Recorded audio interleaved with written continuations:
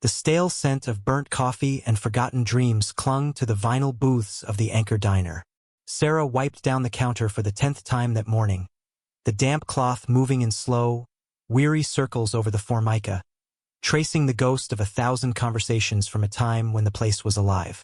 Now, the silence was a physical weight, broken only by the hum of the old refrigerator and the drip of a leaky faucet, each drop a tick of the clock counting down to foreclosure. Outside, the midday sun beat down on the cracked pavement of a town that had learned to look away.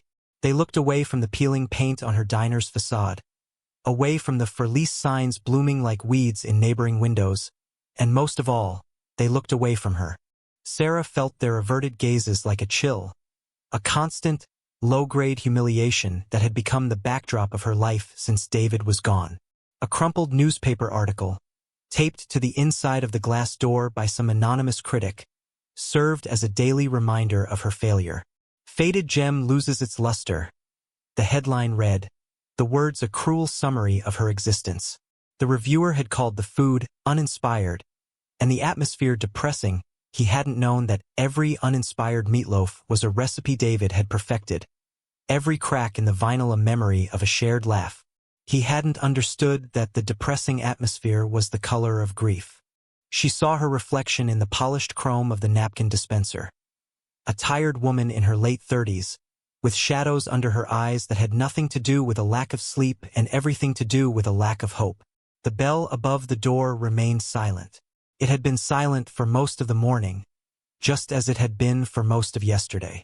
The few customers she did get were either strangers passing through, oblivious to the diner's slow death, or pitying neighbors who ordered a coffee and left a big tip, their charity feeling more like a final nail in the coffin than a lifeline. Her hands, chapped and sore from endless washing, stilled on the counter. She was just an ordinary woman. She had never asked for much, only to keep this one piece of her husband alive. But the world, it seemed, had no room for sentiment. It was a place of cold transactions and brutal efficiency, and the Anchor, with its worn-out heart and homemade pies, was an anachronism. A car, a sleek black sedan that was as out of place on this forgotten street as a diamond in a dustbin, pulled up to the curb. A man in a suit too sharp for the neighborhood stepped out. Rick Turner, the man who smelled of cheap cologne and predatory ambition. He didn't so much as glance at the diner. He surveyed it, his eyes cataloging its weaknesses like a wolf assessing a wounded deer. Sarah's stomach tightened. The day, already bleak, was about to get worse. This was the crisis, not in a sudden crash, but in a slow, grinding erosion of her spirit. This was the humiliation, served cold on a quiet Tuesday afternoon, with no one to see it but the ghosts in the empty booths. Rick Turner pushed the door open without a glance at the little bell that failed to jingle, its clapper long broken. The silence he brought with him was different from the diner's usual quiet. It was a heavy, suffocating silence, thick with entitlement. He moved with a slick confidence that was an insult to the diner's worn, honest history. His polished shoes clicked on the linoleum, a sound too sharp, too modern for the room. He slid onto a stool at the counter, not like a customer, but like a king taking a throne he already owned. He ran a disdainful finger along the formica, then examined it for dust. "Sarah," he said, his voice a smooth, oily purr that made her skin crawl. "Still holding on, I see. It's admirable." In a pathetic sort of way, Sarah placed the damp rag under the counter, her movements deliberate and slow, a small act of defiance against the frantic beating of her own heart. She faced him, her expression carefully neutral. "What do you want, Rick?" He chuckled, a low, condescending sound. "The same thing I wanted last month. And the month before that. I want to put this place out of its misery. I have a generous offer on the table. Enough for you to pack up, move somewhere sunny, and forget all this." He gestured vaguely at the diner, at her entire life. This monument to nostalgia. His offer was anything but generous. It was a predator's price, calculated to be just enough to seem plausible, but in reality, it was an insult, a fraction of what the land was worth to his development project. He wanted to tear down the Anchor and build sterile, glass-fronted retail spaces. He wanted to erase David's dream from the face of the earth. "The answer is the same as it was last month," Sarah said, her voice quieter than she'd intended, but firm. "The diner is not for sale." Turner's smile tightened, the charm dissolving to reveal the cold steel beneath. "Look around you, Sarah. The place is a morgue. Your husband is gone. Whatever dream he had died with him. You're trying to give CPR to a corpse." The words were a physical blow, striking at the very core of her grief. He was desecrating David's memory with his cheap, transactional worldview. "This diner is all I have left of him," she whispered, the words tasting of ash. "Exactly?" Turner sneered, leaning forward, his voice dropping to a conspiratorial hiss. "It's an anchor, all right. It's dragging you straight to the bottom. I'm offering you a lifeboat. A smart woman would take it. But then, you're not a smart woman, are you?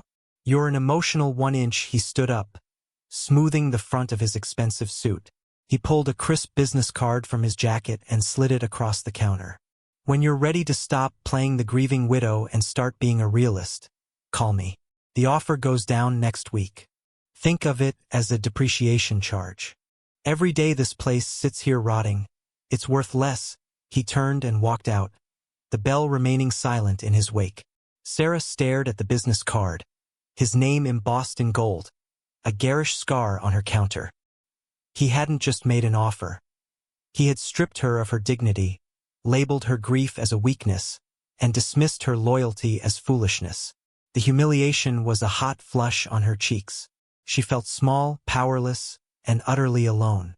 With a trembling hand, she picked up the card, walked to the trash can, and dropped it in.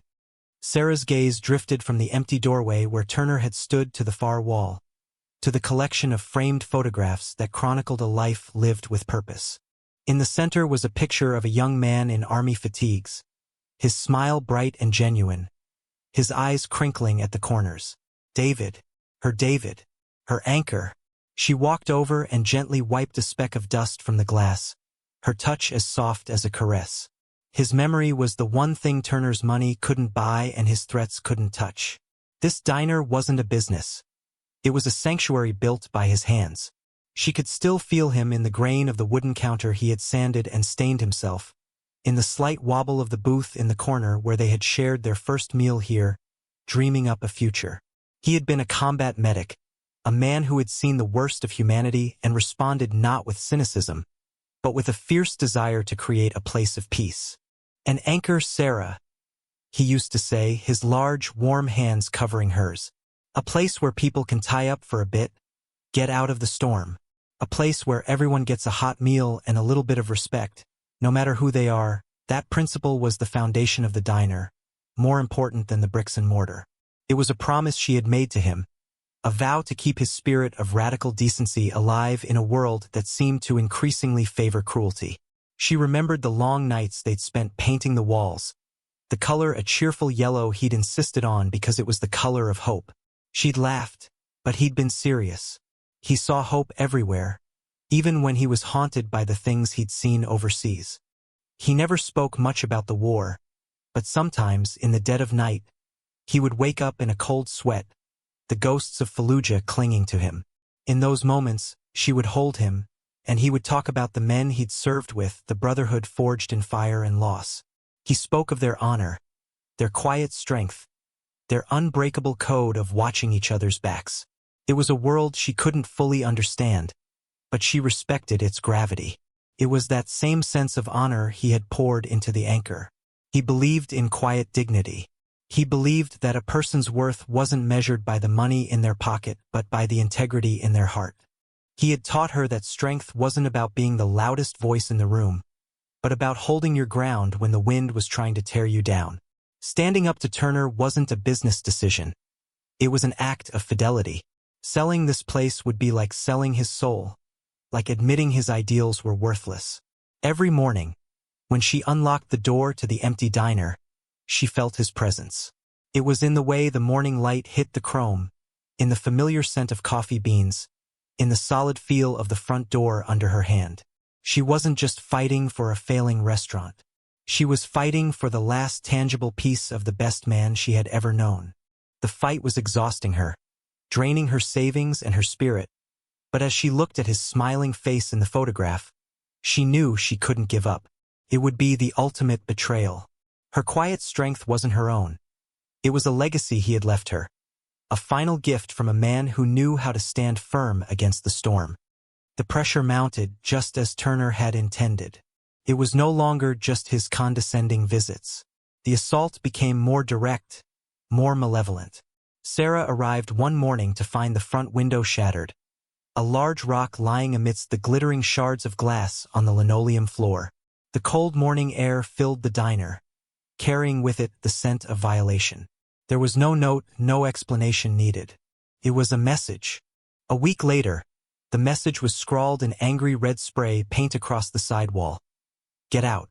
The words were a raw, ugly wound on the cheerful yellow paint David had chosen with such care. Each act of vandalism was a new wave of despair crashing against her defenses. The police came, took a report, and offered sympathetic shrugs. "Probably just kids," the officer said, his tone suggesting he didn't believe it any more than she did. "But without any witnesses, there's not much we can do." Witnesses. There were always witnesses on this street, but their eyes were now permanently fixed on the ground. Mr. Henderson from the hardware store, who used to bring her a coffee every morning, now seemed to be intensely interested in his window display whenever she looked his way. The young family who lived in the apartment above the bakery now hurried their children past her door, their gazes averted. The silence of her community was a different kind of violence, a quiet, insidious poison. Their fear was a wall, isolating her completely. They saw her not as a neighbor under attack, but as a source of trouble, a problem they wished would just go away. Customers, the few she had left, dwindled to none. The diner, once a place of warmth and communion, became a fishbowl displaying her failure and her fear. For 2 days after the graffiti appeared, not a single person came in. The coffee she brewed in the morning was poured down the drain in the afternoon. The pies she baked sat untouched, their sweet aroma a mockery of the bitterness in her heart. She spent the long, silent hours scrubbing. She scrubbed the spray paint from the wall, her arms aching, the chemical smell of the cleaner burning her nose. As she worked, she felt the weight of every stare she was pointedly not receiving. Each car that slowed down and then sped up, each pedestrian who crossed the street to avoid her side, was another small betrayal. She was enduring, but she felt herself shrinking, her world contracting to the four walls of this lonely, besieged diner.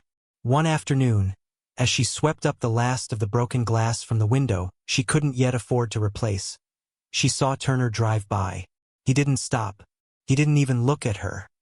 He just slowed his car, a small, triumphant smirk playing on his lips, before accelerating away. He was winning. He was isolating her, breaking her will piece by piece. She stood there, broom in hand, surrounded by the evidence of his campaign of terror, and for the first time, she allowed herself to wonder if he was right. Maybe the dream was dead. Maybe she was just a foolish, emotional woman trying to give CPR to a corpse. The thought was a cold sliver of ice in her chest, a terrifying whisper that told her to just give up. The bell above the door chimed, a rusty, hesitant sound that startled Sarah from her bleak thoughts. She looked up from the counter she was polishing, her heart giving a hopeful leap that immediately died when she saw who had entered. It wasn't a customer, not in the traditional sense. It was a man, thin and gaunt, his face a roadmap of hard miles.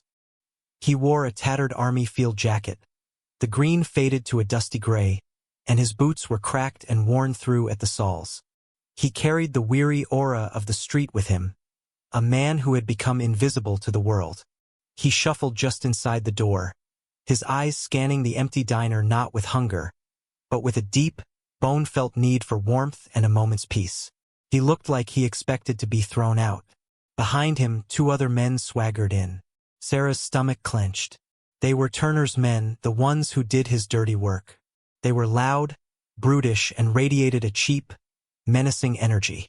They took a booth by the shattered window, which was now boarded up with plywood, and started laughing, their voices echoing unnaturally in the empty room. They ignored the homeless man completely, as if he were a piece of furniture. The man, seeing them, seemed to shrink even further into himself. He started to back out, ready to retreat to the cold indifference of the street. "Wait," Sarah said, her voice soft but clear.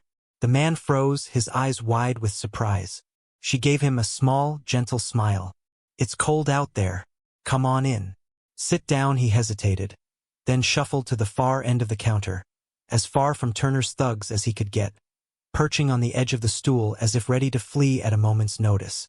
The two thugs watched this exchange with amusement.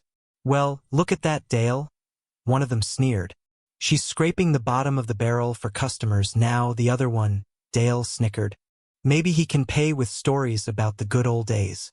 "Hey, old-timer, you kill anyone interesting over there?" The veteran flinched, his gaze dropping to his trembling hands on the counter. He said nothing. A wave of cold fury washed over Sarah. It was a righteous anger that burned away her fear. This was a desecration of everything David had stood for. She turned her back on the thugs, her movements calm and deliberate. She poured a thick, ceramic mug full of hot coffee and placed it in front of the veteran. "On the house," she said quietly. She then went to the grill. She took out 2 fresh eggs, bacon, and a scoop of potatoes. She worked with an efficiency born of long practice, the sizzle of the bacon on the hot griddle filling the tense silence. Turner's men watched her, their smirks growing. "What's this? Charity kitchen?" Dale called out. "You can't even afford to pay your own bills, and you're giving away food?" Sarah ignored them. She slid the perfectly cooked breakfast onto a warm plate, added 2 slices of toast, and set it in front of the veteran. His eyes, clouded with years of hardship, welled up with tears. He looked from the plate to her, his expression a mixture of disbelief and profound gratitude.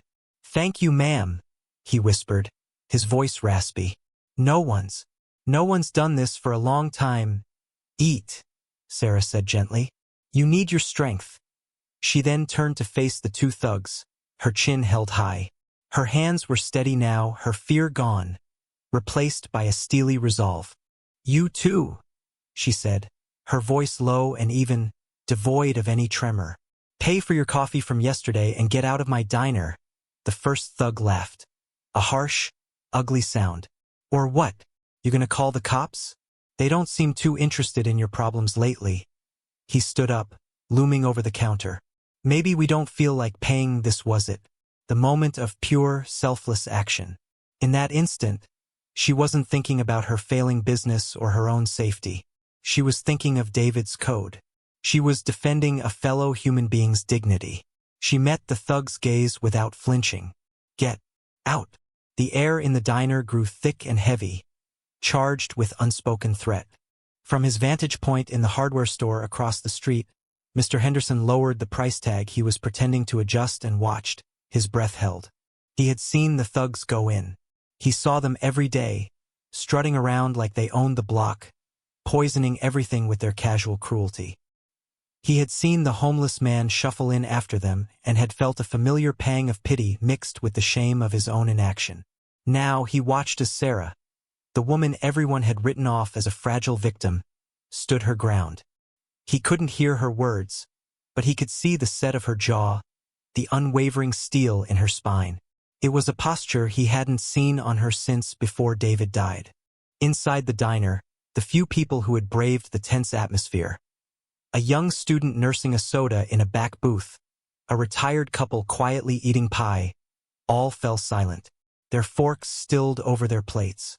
They had been trying to ignore the confrontation, to shrink into the background, but Sarah's quiet defiance made that impossible. She had drawn a line in the sand, and they were all on one side of it or the other. The thug who had stood up took a step closer to the counter, his face contorted in a sneer. He was used to people cowering. He didn't know what to do with a woman who looked at him not with fear, but with contempt. "You got a lot of nerve, lady," he snarled, trying to regain control of the situation. He reached across the counter, intending to grab her arm, to intimidate her with physical force. "Maybe you need to be taught some." Before his fingers could touch her, the homeless veteran moved. He wasn't fast, but his movement was economical and precise. He slid off his stool and positioned himself between Sarah and the thug. He didn't say a word. He just stood there, a frail but unbreachable wall. His body was thin, but his eyes, now clear and sharp, held a fire that had been banked for years. They were the eyes of a soldier. The thug stopped, surprised by the sudden intervention from the man he had dismissed as human garbage. "Get out of the way, old man," he spat. The veteran remained silent, his gaze locked on the thug. The air crackled. Dale, the other thug, got to his feet, sensing his partner's hesitation. The two of them now faced the old soldier and the lone woman. Outside, a young mother pushing a stroller, who had been about to hurry past, slowed her pace. She pulled her child close, but she didn't leave. She watched, her expression shifting from fear to a kind of awe. The whispers had started. Not just in the diner, but on the street. People peering from shop doorways, from apartment windows. They were witnessing something they hadn't expected. They had watched Sarah suffer in silence, and now they were watching her fight back. Not for herself, but for a stranger. The first thug, his bravado failing him in the face of the veteran's silent, unnerving stare, finally made a move. He shoved the old man hard in the chest. "I said move!" The veteran stumbled back, but didn't fall. He caught his balance, his jaw tight, and as he did, he looked past the thugs, through the diner's front glass, his eyes locking onto something down the street, a silent call for aid sent out into the world. A low rumble, almost subliminal at first, began to vibrate through the floorboards of the diner. The rumble grew from a faint tremor in the soles of their feet to a deep, guttural roar that vibrated through the very bones of the building. It was the sound of thunder on a clear day, a sound that didn't belong. Heads turned. The thugs, momentarily distracted from their confrontation, glanced nervously toward the street. The sound swelled, a rising chorus of synchronized V-twin engines, powerful and menacing. It was a sound of judgment coming. Down the street they appeared. First one, then two, then a whole phalanx of motorcycles, their chrome glittering like polished steel in the afternoon sun. They moved with the disciplined precision of a cavalry charge, taking up the entire width of the road. At the front of the pack rode a man who seemed carved from granite and leather, his graying beard braided and his face a mask of grim purpose. On the backs of their leather vests, the same iconic patch was visible on every rider, the death's head skull of the Hell's Angels. They didn't just drive down the street, they conquered it. Cars pulled over, pedestrians froze, and a profound silence fell over the entire block, completely swallowed by the percussive blast of the engines. The bikers pulled up in front of the Anchor Diner, forming a formidable semicircle that effectively sealed it off from the rest of the world. One by one, in near-perfect unison, they cut their engines. The sudden, shocking silence was more intimidating than the noise had been. In that silence, the only sounds were the ticking of cooling metal and the creak of leather as 24 bikers swung their legs over their machines.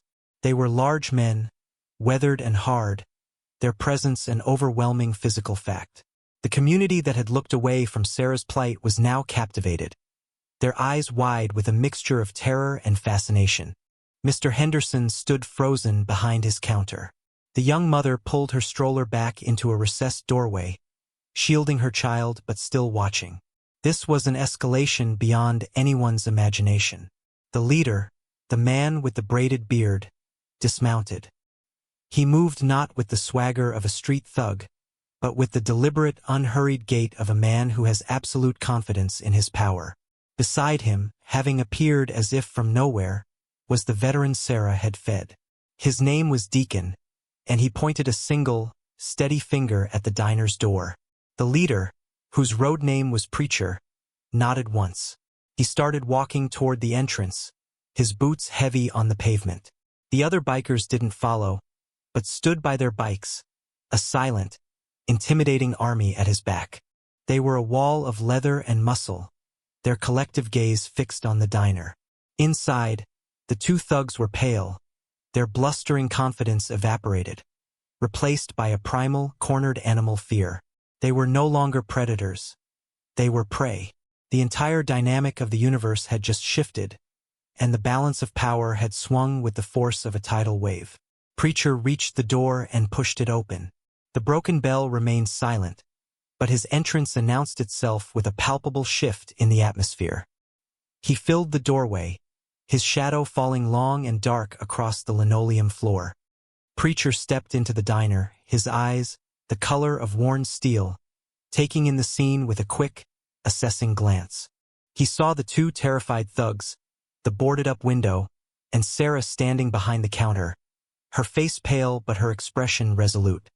His gaze softened for a fraction of a second when it landed on Deacon, who gave him a slight, almost imperceptible nod. Then, Preacher's eyes began a slow scan of the room, cataloging the details of the place. They moved past the chipped formica, the worn vinyl booths, and the scent of old coffee and fear. They were the eyes of a man who missed nothing. And then they stopped. They froze on the wall of photographs, on the smiling face of the young soldier in the center frame. Preacher's massive frame went still. The air left his lungs in a quiet hiss. He took 2 long strides, his boots echoing in the silent diner, and stopped directly in front of the picture. He stared at it for a long time, his expression unreadable. The 2 thugs, seeing a momentary distraction, began to inch toward the back door. "Don't," Preacher said, without turning around. His voice was a low, gravelly rumble, a sound that carried absolute authority. The thugs froze in place, their escape cut off by a single word. Preacher reached up and gently, almost reverently, touched the glass over the photograph. "David," he said, the name spoken like a prayer. He turned to look at Sarah, and for the first time, she saw something beyond the intimidating facade. She saw a flicker of old pain, of profound respect. "David Miller, where did you get this picture?" "He was my husband," Sarah said, her voice trembling slightly. This was his diner. Preacher closed his eyes for a moment, a wave of memory washing over him. When he opened them again, they were fixed on Sarah. "Your husband," he said, his voice thick with emotion, "was the finest man I ever knew. He was our medic in Fallujah. They called him Doc. He ran through a hail of machine gun fire to pull me out of a street when I was hit. Carried me 2 blocks on his back with bullets kicking up dust all around us. He saved my life. He saved a dozen lives that day." The story hung in the air, a stunning revelation that recontextualized everything. David wasn't just a beloved husband who had dreamed of owning a diner. He was a hero, a legend in a world Sarah had never seen. The diner wasn't just a business. It was the final harbor of a man who had walked through hell to bring others to safety. Deacon stepped forward, his voice clear and steady now. "Preacher, she's one of us. Came in here cold, hungry, broken. These 2 pieces of trash," he gestured with his chin toward Turner's men. "They were treating me like dirt, like I was nothing. She stood up for me. She fed me. She looked them in the eye and told them to get out. She did it when she had nothing, and when no one else would." Preacher looked from Deacon to Sarah, and his hard face transformed. The respect he held for the dead soldier was now transferred, tenfold, to the living widow. He saw the same steel in her that he had seen in her husband on the battlefield. Not the strength of a fighter, but the strength of a protector. "You're Doc's wife," he said, his voice now filled with a quiet awe. "And you stood for a brother." He turned his head slowly, his gaze falling upon the 2 thugs, who were now visibly shaking. The look in his eyes was no longer just authoritative. It was glacial. It was a promise of swift, righteous, and terrible justice. "You put your hands on a brother," he said, his voice dropping to a deadly whisper. "And you threatened the wife of a hero." The recognition hung in the air, a sacred truth that changed the very chemistry of the room. The 2 thugs seemed to shrink under the weight of Preacher's gaze. He didn't raise his voice. He didn't need to. He simply gestured with his head toward the door. "Get out," he commanded, "and tell your boss, Rick Turner, that the Anchor Diner and this entire block are now under the protection of the Hells Angels. If I see you or him or anyone who works for him within 5 blocks of this place again, I will personally reacquaint you with the meaning of pain, The two men scrambled out of the diner like rats fleeing a fire, tripping over each other in their haste. They burst onto the street, past the silent wall of bikers, and disappeared, their pathetic reign of terror brought to an abrupt and decisive end. Preacher watched them go, then turned back to Sarah. The hardness in his face was gone, replaced by a look of profound, gentle respect. "Ma'am," he said, his voice now soft, "any damage these animals have done to your place, we will fix. Any trouble they've caused you, it ends today. You have our word outside." The silent standoff broke. A few bikers detached from the main group and began to inspect the building. One ran a hand over the crude plywood covering the broken window. Another examined the faded marks of the graffiti. They moved with a quiet purpose, assessing the damage with practiced eyes. Inside, Preacher walked back to the counter. He pulled out a thick roll of cash from his vest pocket and laid it on the formica. "This is for the window, and for the breakfast you gave our brother. And for your trouble." Sarah looked at the money, then back at him, shaking her head. "I can't take that." "You're not taking it," Preacher said gently. "The club is paying its respects to Document. And to you. This is a debt of honor. You have to let us pay it." He then turned to the rest of his men, who were now filing into the diner, filling the empty booths. They moved with a surprising reverence, their large frames seeming to fit perfectly into the worn seats. "Everyone eats," Preacher announced. "Whatever she's got, we're having it. And everyone pays." The community, which had been watching from a safe distance, began to stir. Mr. Henderson finally emerged from his hardware store, a toolbox in his hand. He walked hesitantly toward the diner, stopping before one of the bikers. I can get a pane of glass for that window," he offered, his voice thick with shame. "At cost. I can have it in this afternoon." The biker looked at him, then at Preacher, who nodded his approval. The young mother with the stroller approached another biker. "She makes the best cherry pie in the state," she said quietly. "You should try it." A slow, hesitant trickle of support began to flow toward the diner. The fear that had paralyzed the street was broken, replaced by a collective, dawning sense of shame and a desire for redemption. The bikers had not only offered protection, they had given the community its courage back. Sarah stood behind her counter, tears welling in her eyes as she watched her empty diner fill with the most unlikely of saviors. The sizzle of bacon soon filled the air again, and for the first time in a very long time, the sound was joined by the low murmur of conversation and the clatter of cutlery. The anchor was coming back to life. Months passed. The seasons turned, but the new reality on Sarah's block held firm. The Anchor Diner was no longer a lonely monument to a forgotten past. It had been reborn, transformed into the vibrant, beating heart of the community. The ugly plywood on the window was gone, replaced with sparkling new glass installed by Mr. Henderson himself, a silent apology and a promise of renewed neighborliness. The faded yellow walls were given a fresh coat of paint, not by a hired crew, but by a handful of bikers on a sunny Saturday, their laughter mixing with the smell of latex and the classic rock playing from a portable radio. The diner was now a unique tapestry of American life. In the morning, local families and construction workers filled the booths, their chatter a cheerful hum. By lunchtime, they were joined by a rotating cast of Hell's Angels, their polished bikes lined up outside like sentinels. Their presence was no longer a source of fear but a symbol of security.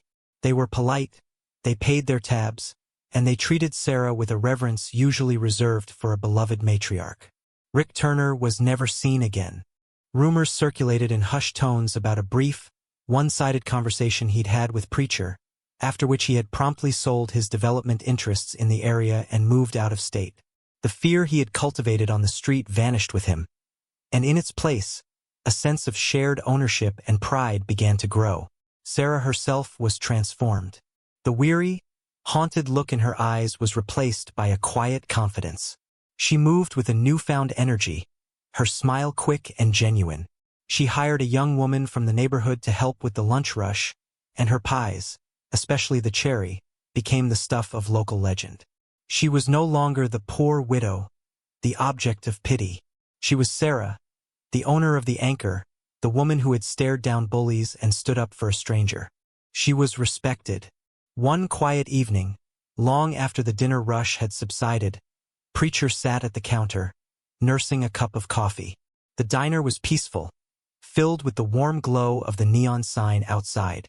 He and Sarah didn't speak much, their friendship having settled into a comfortable silence built on shared respect.